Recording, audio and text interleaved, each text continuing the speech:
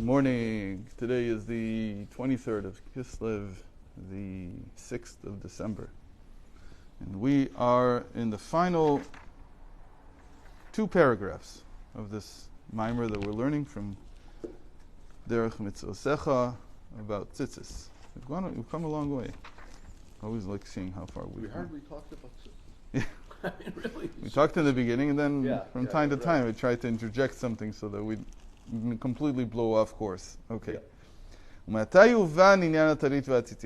that we have all these introductions, we understand what encompassing light is, we understand what inner light is. Yesterday and the day before we dealt with how it's possible to get some of the meaning. What did we do yesterday? Yesterday he told us that the encompassing light we're talking about is itself a manner of understanding, because it's the brain inside the skull.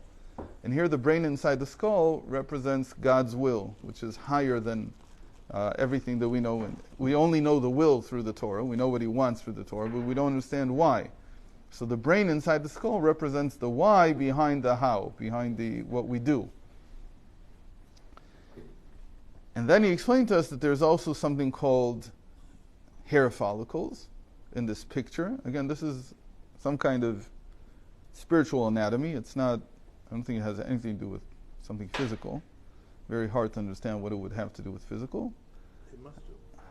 No. Everything spiritual has a relationship. It has a relationship. Obviously, we know all these words: hair follicle, brain, skull, that we understand very well, but we don't understand how a hair follicle is a way to access the brain inside the skull. That doesn't mean anything very much to us. It's something that maybe you see this spiritually, but we don't see it physically. I got it as a conduit, correct? Right. Yeah. So it's like a straw. Yeah. And so now what we're going to see, I believe, if I remember correctly, is that the hair follicles represent the fringes on the tzitzis, on the talus. Okay. So now we can understand the talus and the tzitzis. What? Yeah, we said that a few times because hopefully I remember that correctly. So now, what is the talus? Talus is the large garment that we wear around ourselves, that we embrace ourselves in, we enclose ourselves in. And the tzitzis is usually worn today by most people under the garments. So, but Chassidim also wear it over. So there's two options, but the tzitzis is smaller. Usually when we say the talus, we mean the large square garment. And the tzitzis, in talus we have two versions. We say talus gadol and talus katan. We have the large talus and the little talus. So even the garment that I wear here underneath is called the talus. I know that people call it a tzitzis, but really it's a talus. Yeah, right. And talit, the word itself, where does it come from? It apparently has something to do with wrapping in some way. It's like, and it's also like raising and lifting, like netilat yadayim. It's also another one. In any case, it's something that we wrap ourselves in, whether it's the big one or the little one. And the tzitzis refers usually to the fringes, to the what do you call them? Little threads that we tie together on the four corners of the garment. Ki atalitu prishu de malka. What? Yeah. So the talus represents the enclothing of the king, and we wrap ourselves in it. And it, of course, romez legilui or makif. So it's the encompassing light, obviously, because it's around us. So it's like the encompassing light. Shalidei mitzvot ve'atzitzit. Okay. And it represents all the encompassing light of all the commandments. So it represents God's will. That's the long and short of it. That this is the encompassing light, the garment itself. Tzitzit, the threads, hem pchinat sa'arot v'chutin. They are like hair follicles. The threads are like hair follicles, like we kept saying from memory. Baruch Hashem, that's what he says. K'mo shekatuv. And there's a pasuk in Yechezkel, "Vayikacheni betzitzit roshi." And there's a proof for this, that the threads are like hair follicles. And it's from a pasuk in Ezekiel 8:3, And there it says, he took me, it's talking there about, I believe, an angel, took him by the hair of his head, but it doesn't say hair, the usual, we would say Ze'er, or the pe'at roshi, all kinds of words that you could use. It uses the word tzitzit. It says, he grabbed me by the hair of my head, he grabbed me by the tzitzis of my head. Wow. ורומז לבקיעת הערה מהחוכמה והטעם הכמוס שבמצוות, הנמשך בצמצום להיות מושג באביה. And it represents... Therefore, hair should be holy. You don't Hold on. It's not so simple.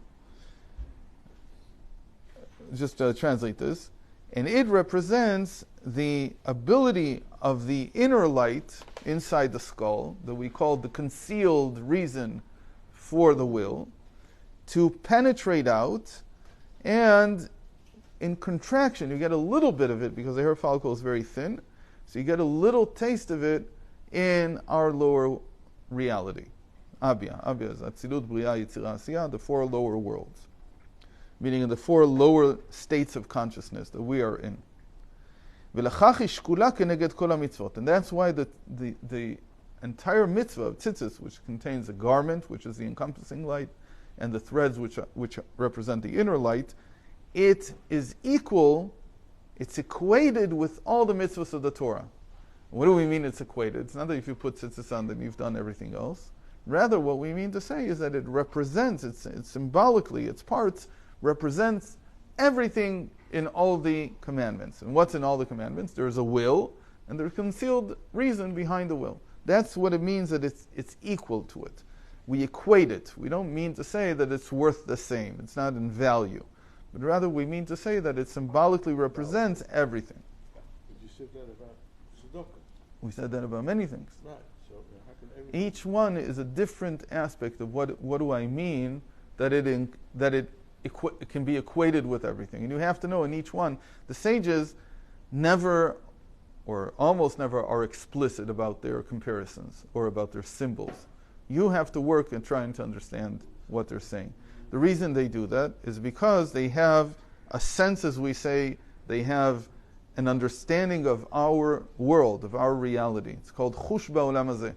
They have a chush ba'olam hazeh. Chush ba'olam hazeh means that they understand that most people are not ready in the beginning to hear very long explanations. So you have to capture the idea in one simple sentence. So you say something like, if you put tzitzis on, it's equal to all the mitzvahs. You don't explain how it's equal. Simple people, everybody, most of the people in the world, that suffices for them. They hear that, okay, it's a very important mitzvah. How is it important? Why is it important? That I don't know.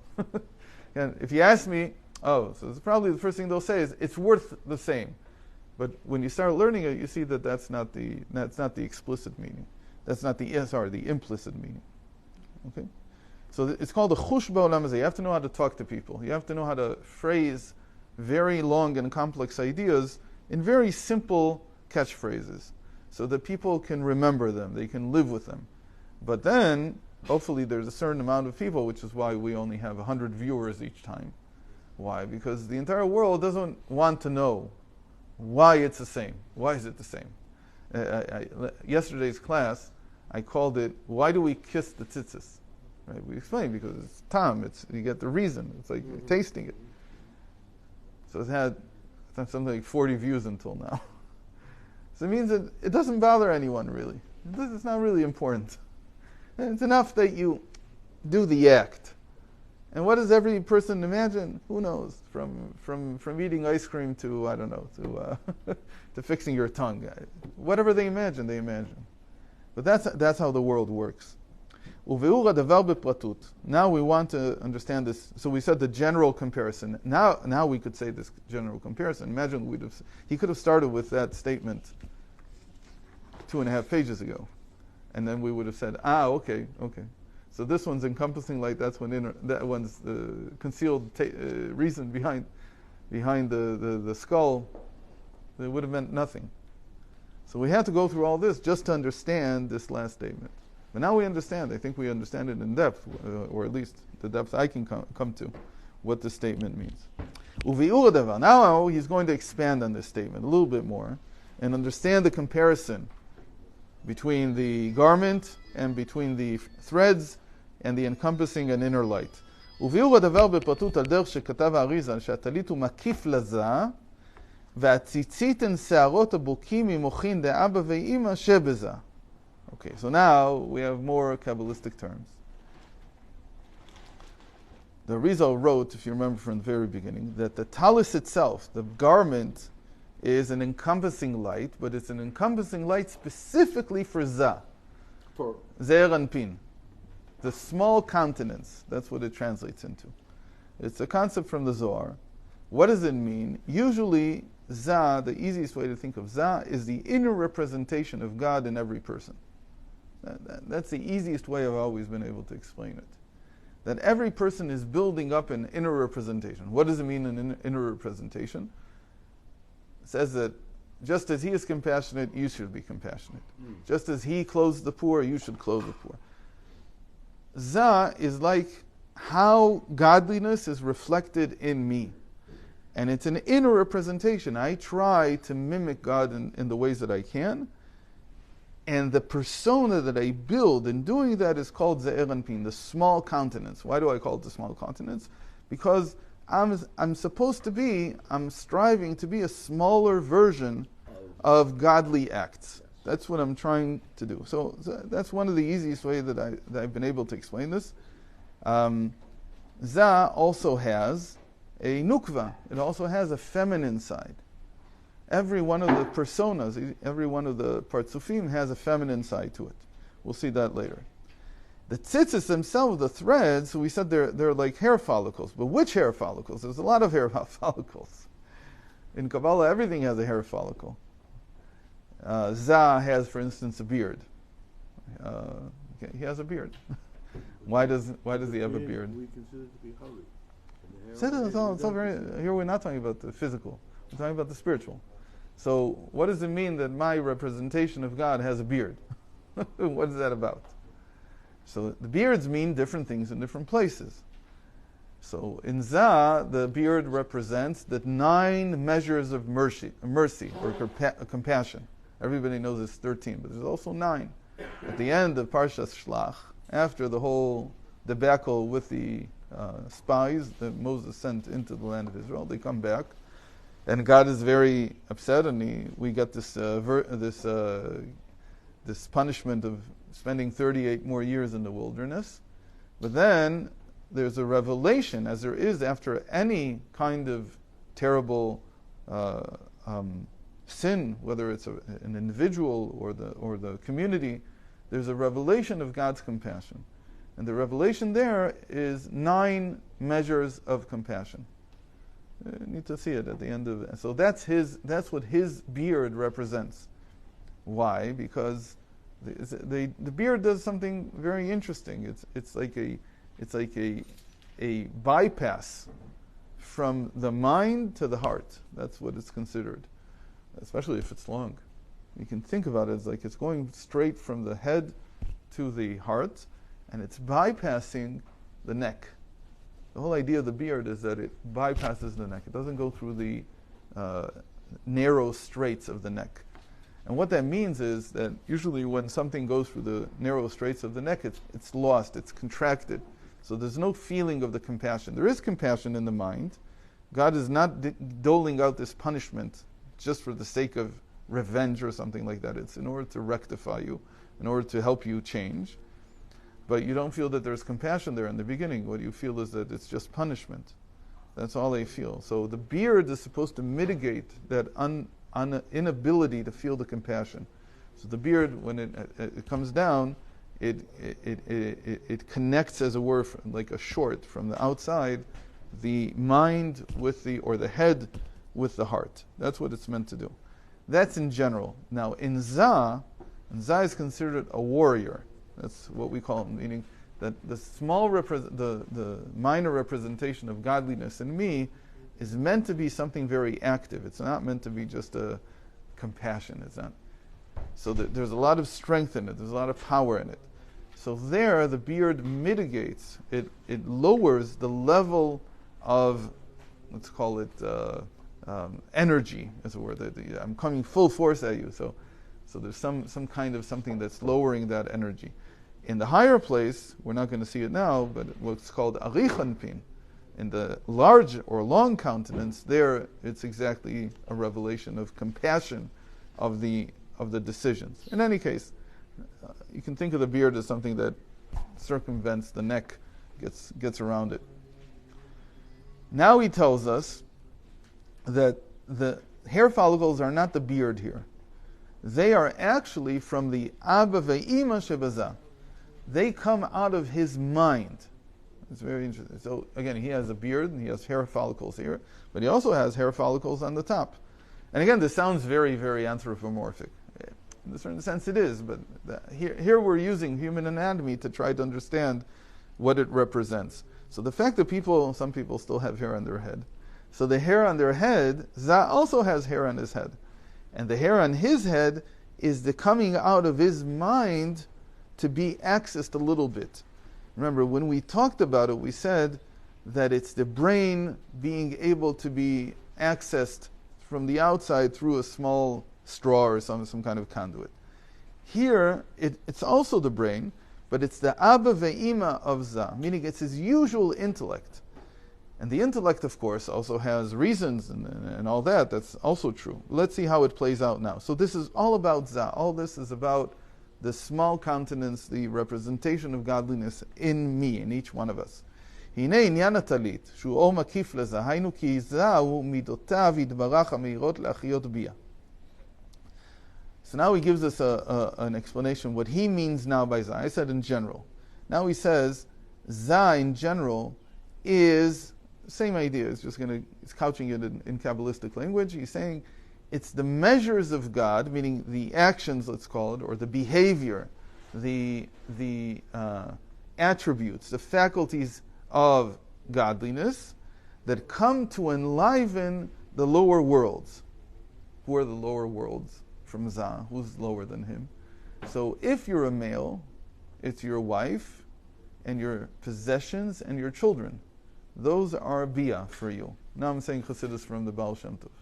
It's just a way to grasp what it means that there are three lower worlds. Every person has things that they are responsible for.